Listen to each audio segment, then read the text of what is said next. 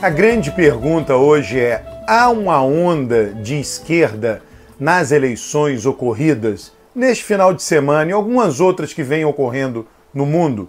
A minha resposta é que o melhor é que você veja as eleições como fenômenos domésticos que têm a ver com o que ocorre em cada país em particular. Não menospreze a inteligência do eleitor. O eleitor ele tem razões muito fortes para escolher as forças políticas, os candidatos de seu país. Ele não fica olhando outro país, o que aconteceu lá, e vai dizer: olha, agora vou fazer aqui no meu país o que aconteceu no outro. Isso é muito distante para o eleitor médio, muito distante. Estou falando baseado em pesquisas. Vamos ver casos concretos. Ano passado, por exemplo, na América Latina, o México, em julho, elegeu um presidente de esquerda, López Obrador. Em outubro, o Brasil elegeu um presidente de extrema-direita. O resultado do México nenhuma influência teve no resultado brasileiro. Na Europa, também no ano passado, a Itália, inclusive nas eleições europeias, tanto na eleição doméstica da Itália para decidir o governo nacional italiano, quanto na eleição europeia, o crescimento da extrema-direita na Itália foi imenso, mas isso não resultou num crescimento da direita, por exemplo, em Portugal. Em Portugal venceu esse ano a esquerda. Mesmo na Espanha houve um crescimento do partido Vox, um pequeno partido de extrema-direita, sim, mas quem venceu as eleições na Espanha foi a esquerda, não conseguiu formar o governo, mas venceu. A soma de votos, tanto do Podemos junto com o PSOE, foi suficiente para ter uma maioria no Congresso e formar um governo. Eles é que não se acertaram nas negociações. Isso mostra que na Itália também não houve influência de um país, da Itália para Portugal ou da Itália para a Espanha. No caso agora recente da América Latina, a votação de Alberto Fernandes na primária da Argentina foi muito parecida. As primárias ocorreram em agosto, a votação na eleição agora em outubro muito parecida com as eleições primárias. A diferença foi mínima. E o que houve um dia, na véspera da eleição da Argentina? Uma mega manifestação no Chile, lida como uma manifestação contra um governo de direita. Aquela manifestação do Chile influenciou o resultado da Argentina? Sabemos agora que não. Influenciou o resultado no Uruguai? Sabemos agora que não. A eleição do Uruguai vai para o segundo turno. A Câmara dos Deputados no Uruguai ficou extremamente fragmentada. Nunca o país teve tantos partidos representados na Câmara, um total de 7.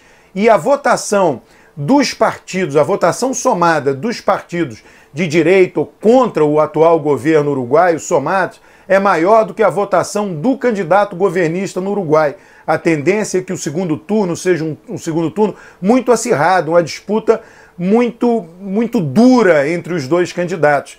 Hoje de manhã, aliás, ontem à noite, os candidatos que não foram ao segundo turno no Uruguai já declararam apoio ao candidato de direita oposicionista do governo de esquerda uruguaio. Na própria Bolívia, a eleição foi apertada. Evo Morales ganhou, mas o seu adversário, o ex-presidente da Bolívia, o Carlos Mesa, cresceu muito no final da campanha. Então a melhor maneira de nós vermos o processo eleitoral é vermos ele como um fenômeno eminentemente doméstico, sempre pensando: o eleitor não apenas pensa no seu país, mas pensa nele, eleitor. Eu sempre digo: olha, as pessoas olham para o seu umbigo, o eleitor olha para o seu umbigo. Esse governo foi bom para mim? Sim, mantenho. Não, vamos trocar. Então a primeira coisa é considerar a eleição um fenômeno doméstico. A segunda coisa é considerar a eleição, para você entender os processos eleitorais de uma maneira mais clara, mais fidedigna o que acontece, você olhar e se perguntar: essa eleição é eleição de continuidade ou eleição de mudança? Na Bolívia foi uma eleição de continuidade apertada. Na Argentina foi uma eleição de mudança. No México, no ano passado, foi uma eleição de mudança. A eleição no Brasil foi uma eleição de mudança. Bolsonaro era a figura contra tudo e contra todos do sistema político. Um filhote da Lava Jato, não tem a menor dúvida disso. Então, a melhor maneira de se observar a eleição de Portugal agora foi uma eleição de continuidade. A eleição da Espanha foi uma eleição de mudança. A eleição da Itália foi uma eleição de mudança. O governo que antecedeu a vitória da direita, a vitória nas urnas da direita italiana no ano passado, era um governo de esquerda, do Partido Democrático, do PD.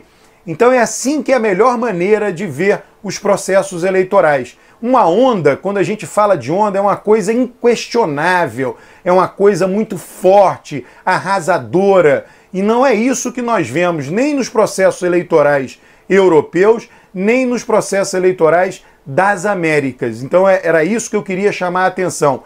Não considero que haja uma onda de esquerda nesse processo eleitoral. O que há são algumas coincidências em que a continuidade e a mudança favorecem a esquerda. A mudança no México favoreceu a esquerda no ano passado, a continuidade na Bolívia favorece a esquerda, a mudança na Argentina favoreceu a esquerda, mas a mudança no Brasil desfavoreceu a esquerda. É isso que nós estamos vendo no atual momento, na atual conjuntura.